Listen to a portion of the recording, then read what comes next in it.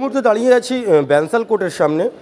গত কয়েকদিন আগে ভাঙড়ের এক জনসভায় ক্যানিং পূর্বের বিধায়ক শওকত মোল্লা আইএসএফ চেয়ারম্যান নওশাদ সিদ্দিকীকে জঙ্গি বলেন। তারই পরিপ্রেক্ষিতে নওশাদ সিদ্দিকী একটি মামলা করেন। আজ তার শুনানি ছিল। আমরা সরাসরি শুনে নেব নওশাদ সিদ্দিকীর আইনজীবীর মুখ থেকে আজকে কী রায় দিল শীর্ষ আদালত। শওকত মোল্লা কিছু খারাপ কথা নওশাদ সিদ্দিকীর উদ্দেশ্যে কোনো জনসভায় বলেছিলেন, যেটা নওশাদ সিদ্দিকীর সম্মানের সঙ্গে বিরূপ প্রতিক্রিয়া তৈরি হয়েছিল। সেই বিরূপ প্রতিক্রিয়ার বিরুদ্ধে নওশাদ সিদ্দিকী মামলা করেছেন, যে মামলাটা ডিফামেশনের মামলা।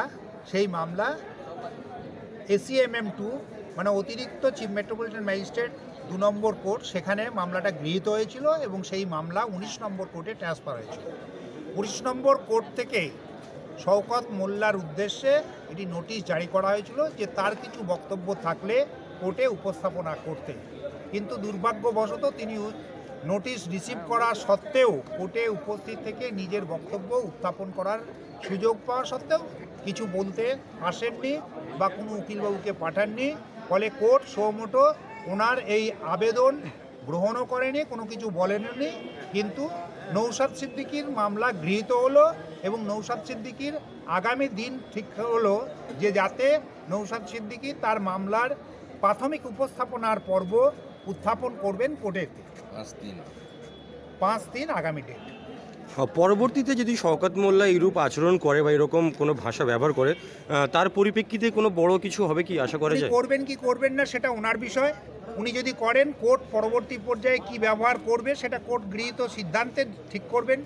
আইন এবং আদালত তার যে বিচার্য বিষয়ে একজন বিচার প্রার্থী যা যা মন্তব্য করবেন তার সবগুলো গৃহীত হবে কি হবে না কোর্ট বিচার করবে। এই যে আজকের কোর্টে ডাকা হলো কিন্তু কোর্টে হাজিরা দেননি, এটা কি কোনো রাজনৈতিক দলের কর্মী যে রাজনৈতিক দলটা করেন সেইটা স্বেচ্ছাচারিতার দল।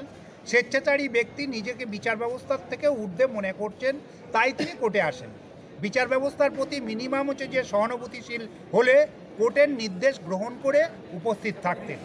পরবর্তীকালে যদি তিনি নাও আসেন কোর্টে তাহলে কি হতে পারে? কোর্ট নির্দিষ্ট যে প্রসিডিউরাল ব্যবস্থা আছে, দরকার হলে ওয়ারেন্ট ইস্যু করে উঠিয়ে নিয়ে আসবেন, সরকারি খরচায় বিনা ভাড়ায় কোর্টে আসবেন।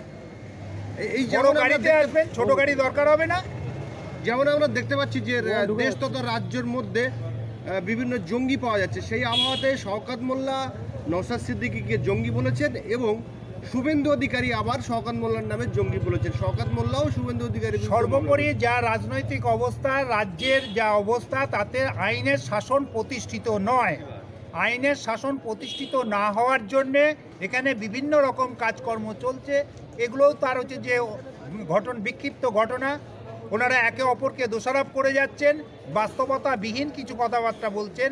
রাজ্যের শাসন ব্যবস্থা সুরক্ষিত নয়, আইন ব্যবস্থা সুরক্ষিত নয়, বিচার ব্যবস্থাও সুরক্ষিত রাখার বিষয়েতে সজাগ থাকছেন না, কারণ বিচার ব্যবস্থাকেও উপেক্ষা করছেন। আপনার নাম? ইয়াসিন রহমান সহ অন্য আইনজীবীরা আছেন সকলেই।